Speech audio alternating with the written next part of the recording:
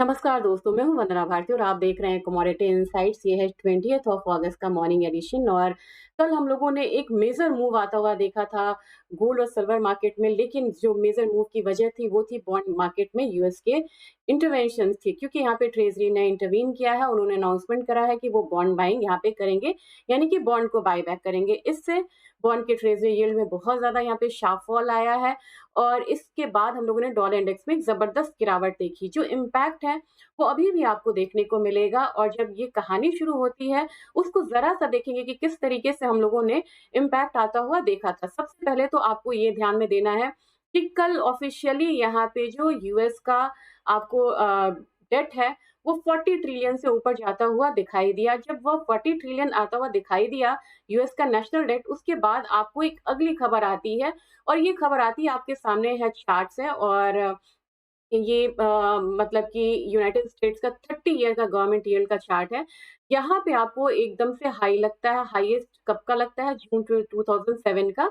इसके बाद एक अनाउंसमेंट होती है यूएस ट्रेजरी की तरफ से, इंटरवेंशन की न्यूज़ आती है, और इंटरवेंशन की न्यूज़ जैसे ही आती है, हम लोग यहाँ पे शार्प फॉल आता हुआ देखते हैं। तो जो 5.29% तक पहुँच चुका था ट्रेजरी यील्ड, वो हम लोगों ने इंटरवेंशन के बाद एक शार्प फॉल आता हुआ देखा, और लॉन्ग टर्म का ट्रेजरी यील्ड जो था वो यहाँ पे ड्रॉप होके 5.19 तक आता हुआ दिखाई दिया। अब यहीं पे कंसोलिडेट करता हुआ नजर आ रहा है। तो जब ये फॉल आया, उस फॉल के साथ हम लोगों ने क्या देखा? हम लोगों ने ये फॉल आता हुआ देखा। आज के दिन भी अगर देखा जाए तो डॉलर इंडेक्स बिल्कुल आपको लोअर साइड में ट्रेड होता हुआ नजर आ रहा है। आज भी कोई बहुत बड़ी मूवमेंट डॉलर इंडेक्स में नहीं है, लेकिन उसी फॉल के साथ हम लोगों ने एक रिवर्सल आता हुआ देखा था। क्योंकि आज के दिन, अगर मैं आज के दिन का भी ट्रेजरी अगर देखूं, तो यहाँ पे कोई बहुत बड़ा कोई वो नहीं है। अब ये 19 अगस्त का है, 20 अगस्त का भी आने में टाइम है, लेकिन डॉलर इंडेक्स में आप देख सकते हैं कि आज के दिन भी वीकनेस जो है वो जारी है। लगभग हम लोगों ने इसका ही रिएक्शन आता हुआ देखा था, और जैसे ही ट्रेजरी गिरी थी, यील्ड गिरी थी, गोल्ड में यहाँ पे एक बाइंग आई थी। आज हम लोगों ने गोल्ड में एक अपसाइड तो आता हुआ देखा, लेकिन अपसाइड पे ये स्टेबल होता हुआ नजर नहीं आ रहा है। बिल्कुल मार्केट ओपन होगी उस समय आपको कुछ भी नहीं करना चाहिए, आपको वेट करना चाहिए, क्योंकि कल काफी ज्यादा एक रन अप आया है। मार्केट करेक्ट होके हो सकता है यहाँ पे 4500 के करीब भी आती हुई दिखाई दे।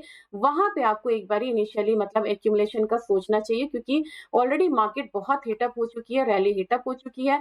हमारे बाजार में हम लोगों ने 1,58,000 तक के लेवल्स को आता हुआ देखा, और लगभग एक फिल कैंडल की तरह ये बंद हुई है।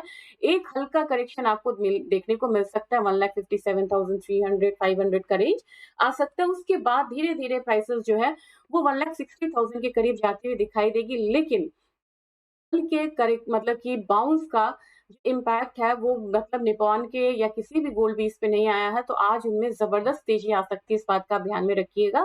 तो आप लोगों ने किन्हीं ने यहाँ पे लोअर लेवल बाइंग करी है, तो उनको एक यहाँ पे अच्छा खासा मतलब कि एक रेंज देखने को मिल सकता है। अब बात हम सिल्वर की करेंगे। सिल्वर की जैसे आप बात करते हैं, तो सिल्वर ने एक गैप अप तो यहाँ पे दिया है, लेकिन कल का जो मतलब हाई था उस हाई को काटते हुए नजर आ रहा है। स्टेबल होना बहुत जरूरी है, क्योंकि ये जो गैप अप है ना, ये फिल करने के लिए नीचे आ सकता है। तो हमारी मार्केट में 2,37,000 के करीब अगर सिल्वर आती है, तो मुझे लग रहा है कि वहां से एक बारी फिर से अपसाइड देखने को मिल सकता है, और प्राइसेस एक बारी 2,40,000 के करीब जाती हुई दिखाई दे सकती है। इंटरनेशनल मार्केट में हम लोगों ने इसे $67 के करीब ही आता हुआ देखा है। धीरे धीरे ये $70 की तरफ जाने की पूरी कोशिश करेगी, जबकि इसका जो सपोर्ट बन रहा है अभी, वो सपोर्ट आपको $65 मिल रहा है, बन रहा है। तो लोअर साइड $65, हायर साइड $70, बायस अपसाइड। और वैसे ही हमारी मार्केट में 2,40,000 जाने के चांसेस काफी ज्यादा बन रहे हैं, और नीचे की तरफ 2,35,000 का इमीडिएट एक आपको बेस बनता हुआ नजर आ रहा है। अगर ऑयल की बात करेंगे, तो ऑयल में मुझे लग रहा है कि 84.78 के करीब की क्लोजिंग हुई थी। यहाँ पे आपको एक बारी 85 $86 वाला रेंज जो है वो देखने को मिल सकता है। 8200 तो मैंने बहुत पहले ही आपसे कहा था कि 8200 इस हफ्ते ऑयल आ सकता है। 8335 का भी लगा, क्योंकि वहां पे जो टेंशन हैं वो बढ़ रही हैं। तो मेरे ख्याल से धीरे धीरे हम 8500 की तरफ वहां भी जाते हुए दिखाई दे सकते हैं।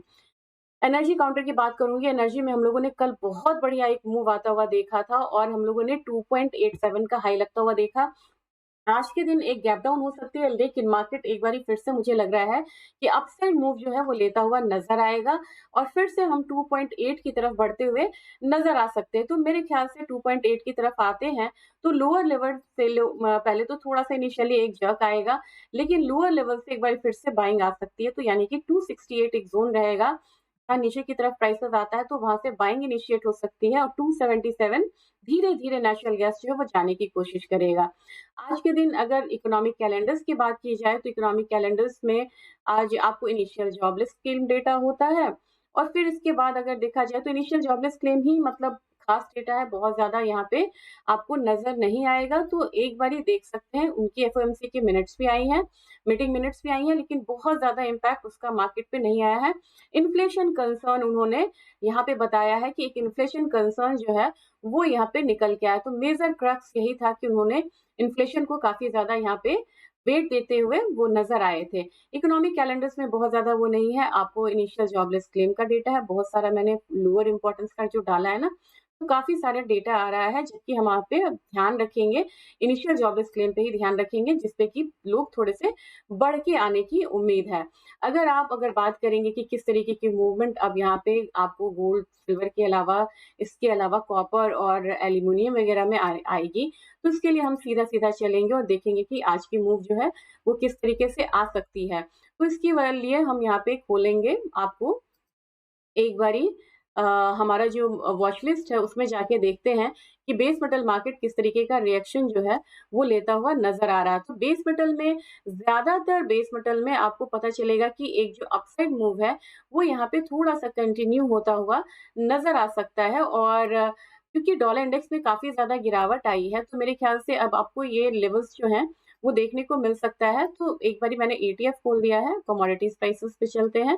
कॉपर में आप देख रहे हैं कि बिल्कुल रेंज का कारोबार है। एल्यूमीनियम यहाँ पे थोड़ा-सा बढ़ा हुआ है, ज़िंक भी थोड़ा-सा बढ़ा हुआ है, लेड भी थोड़ा-सा बढ़ा